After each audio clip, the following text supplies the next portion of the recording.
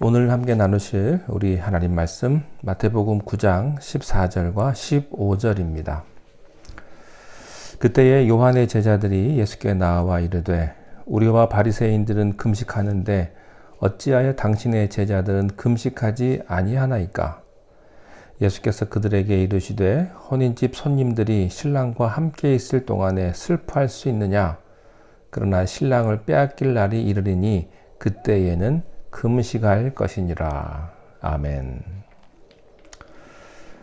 예수님은 사람의 겉모습을 보시지 않고 중심을 보십니다.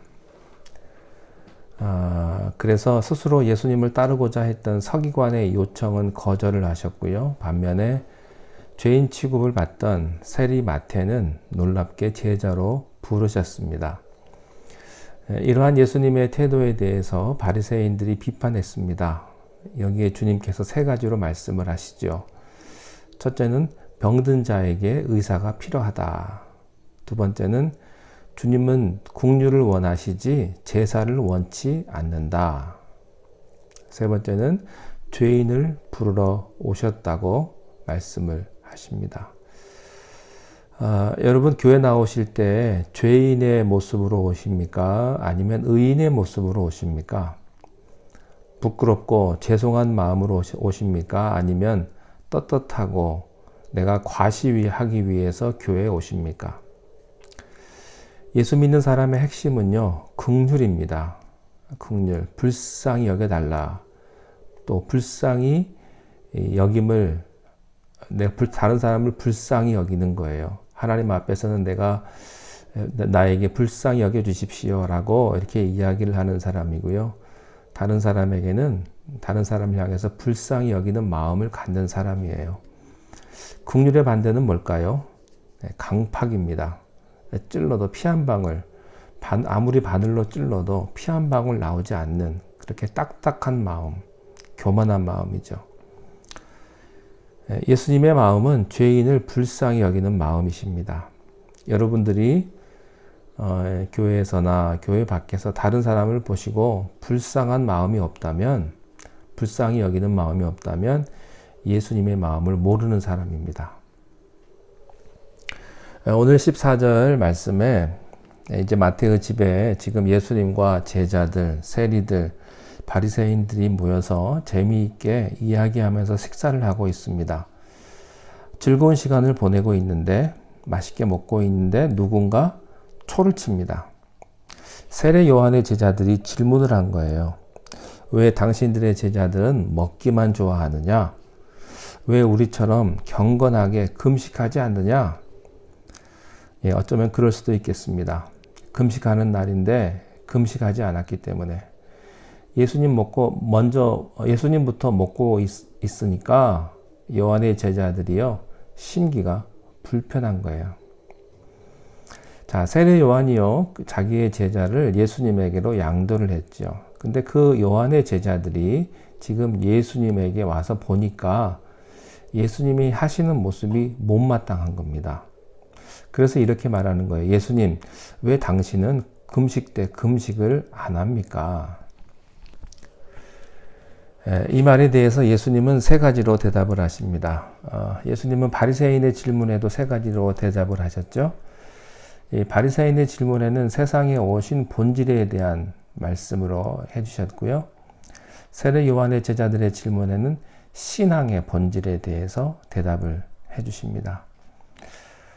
예수님은 마태복음 6장에서 이미 금식에 대해 말씀을 하셨죠.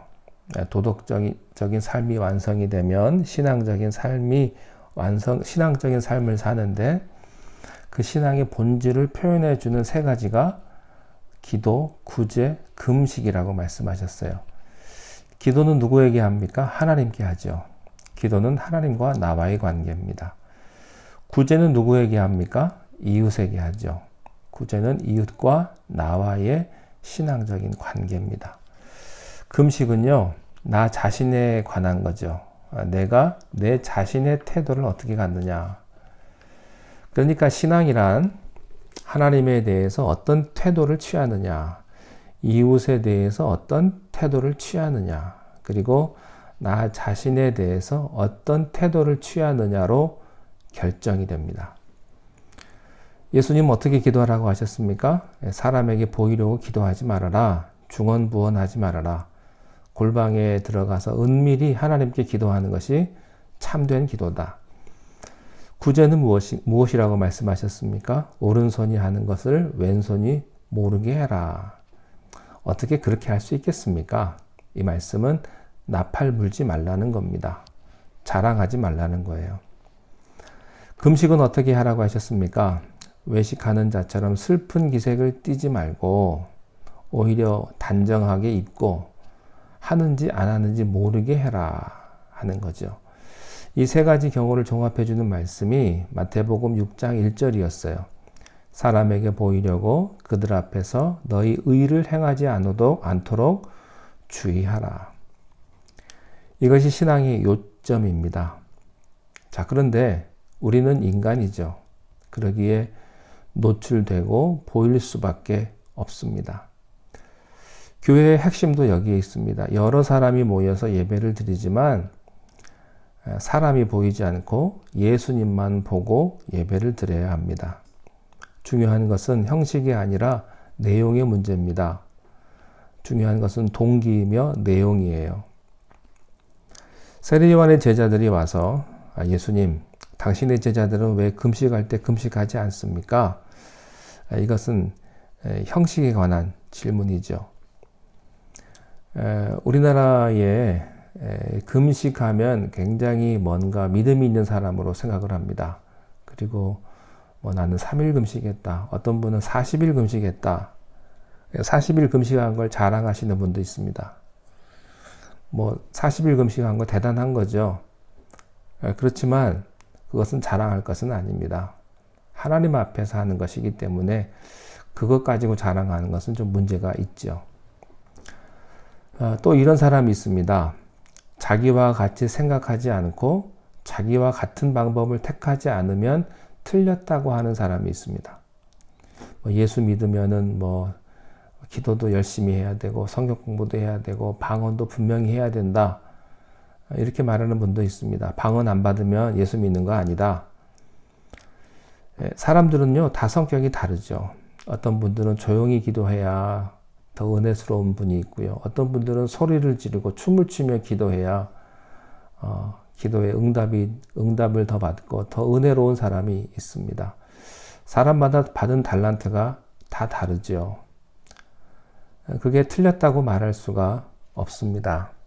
형태의 문제를 가지고 사람을 구분하거나 사람을 비판해서는 안 됩니다. 중요한 것은 중심이에요. 여기 이 사람들은 자기들과 같은 방식으로 하지 않는다. 다시 말하면 금식하지 않는다고 비판한 거예요. 그것이 문제입니다. 내가 금식을 하니까 당신도 금식해야 되고, 내가 새벽기도 하니까 당신도 새벽기도 해야 되고, 그렇게 안 하면 믿음이 없다고 단정합니다. 그렇지 않습니다. 이 사람은 나름대로의 믿음이 있는 거예요. 단지 그런 방법을 쓰지 않는 거죠. 11조 내는 일, 기도하러 가는 일, 또 교회에서 봉사하는 모든 문제도 다 마찬가지입니다. 하나님은 우리의 체질을 아시기 때문에 각자의 체질에 따라서 예수 믿게 하십니다. 획일적인 방법으로 우리를 강요하지 않으세요. 교회의 특징은 이런 다양함 속에서 일치를 이루는 것입니다. 서로가 다 다르지만 이 모두가 예수 그리스도를 중심으로 한 식탁에 둘러앉은 사람들입니다. 세례 요한의 제자들의 이 오만과 편견은 이런 거예요. 우리처럼 안 믿는다고 하는 거예요. 왜 나처럼 안 믿느냐? 편견 중에요, 가장 무서운 편견은 신앙적인 편견입니다. 예수님은 사람의 마음속 중심에 관심이 있으셨어요. 그래서 세례 요한의 제자들의 질문에 예수님은 몇 가지 대답을 해 주십니다. 오늘 15절 말씀에 보면 예수께서 그들에게 이르시되 혼인집 손님들이 신랑과 함께 있을 동안에 슬퍼할 수 있느냐?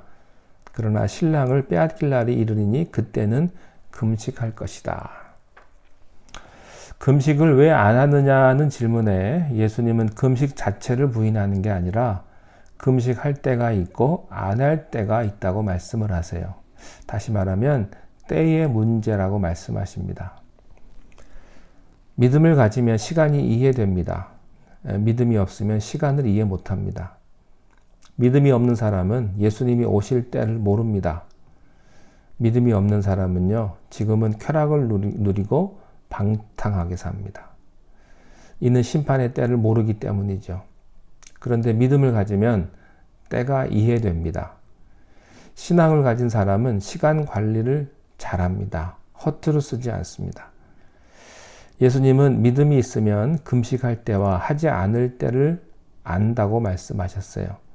지금은 금식할 때가 아니라는 거예요. 예수님께서는요, 자기 자신을 신랑으로 비유해 주셨습니다. 신앙이란 신랑과 신부의 관계예요. 우리의 영적인 신랑은 예수 그리스도이십니다. 그 당시에는요, 결혼식을 일주일 동안 했습니다. 이 기간 동안엔 금식의 날이 와도 금식하지 않았습니다. 축하하기 위해서였습니다. 아주 열정적으로 축하를 합니다. 그래서 요한복음 2장에 보면 가나의 혼인잔치 때요, 얼마나 술을 많이 먹는지 술통이 다 빌 때까지 먹었다고 이렇게 말씀되어 있죠. 그때는 금식하지 않았어요. 예수님의 말씀은 내가 영적인 신랑인데 나와 함께 축제를 베풀고 있는 이때에 금식이 필요하냐 하는 거예요. 그렇지만 신랑을 빼앗길 때가 옵니다. 예수 그리스도께서 십자가에 못 박혀 죽을 때가 오는데 그때가 금식할 때라는 것이죠. 여기서 우리는 오늘의 기쁨과 내일의 슬픔을 보게 됩니다. 그리스도인의 삶이란 기쁨과 슬픔의 연속입니다. 슬픔만 있는 것도 아니고 기쁨만 있는 것도 아닙니다. 슬픔과 기쁨이 교차합니다. 그러나 때가 있는 것입니다. 예수님의 요점은 이런 거예요. 나와 함께 있을 동안에는 금식할 필요가 없다. 기뻐하고 즐거워하고 감격하고 함께 음식을 먹고 축제를 즐기는 것이다. 나와 함께 있을 동안에는 슬픈 기색하지 말아라. 이런 겁니다. 자, 실제로 나병 환자가 낫고 귀신이 나가고 안진뱅이가 일어나고 이것이 그리스도인의 삶이에요. 그리스도인의 삶이란 너무 기뻐서 흥분하고 감사하고 기뻐하고 발과 발목에 힘을 얻고 뛰며 걸으며 노래하는 것입니다. 그러니까 금식일이니까 하고 이렇게 생각하면서 엄숙하게 금식할 필요가 없다는 것입니다. 예수님께서 병고침을 주셨는데요. 병고침 받은 사람들의 입장을 생각해 보십시오. 안진뱅이가 일어났고 중풍병자가 일어났고 여러분 그 환자들 병이 나은 사람들은요. 뭐 좋은 집에 살거나 나쁜 집에 살거나 좋은 옷을 입었거나 못 입은 게 중요하지 않아요. 좋은 차를 가졌느냐 나쁜 차를 가졌느냐가 중요하지도 않습니다. 이 사람들은요. 하나님의 놀라운 기적에 지금 완전히 감격해 있는 거죠. 이게 신앙입니다. 세상살이에 많이 신경이 쓰이는 것은 예수님에 대한 믿음이 약해서 그렇습니다. 하나님이 가까워지면 세상 일에 대해서 자유합니다. 그러나 하나님이 나와 멀면 세상 일이 중요해요. 그 중에 돈이 제일 중요하죠. 그 대표적인 사람 중에 하나가 롯입니다. 롯과 아브라함의 그 목자들끼리 싸움이 일어났어요. 그래서 이제 안 되겠다 싶어서 아브라함이 먼저 이렇게 말을 합니다. 내가 좌하면 내가 우하고 네가 우하면 내가 좌하겠다. 분명 아브라함이 이를 악물고 말하지 않았을 거예요. 사람이요, 명분은 쉽게 포기하지만 실리는 양보하지 않아요. 그러나 아브라함은 실리를 양보했던 것이죠. 돈을, 재산을 포기한 겁니다. 아브라함이 이렇게 할 수 있었던 이유는요, 그가 실패하고 난 뒤에 하나님과 밀접한 관계를 가졌기 때문이죠. 하나님이 그의 마음속에 살아 움직이고 있었기 때문에 아브라함은 쉽게 그 돈을, 재산을 포기할 수 있었던 것입니다. 그렇지만 롯은요, 하나님이 아니었어요. 소돔과 고모라를 택했습니다. 하나님이 내 마음 깊은 곳에 계시면 세상 일이 그렇게 중요하게 느껴지지가 않습니다. 그러나 신앙이 약해지면 세상의 많은 사건들이 여러분을 괴롭히게 될 겁니다.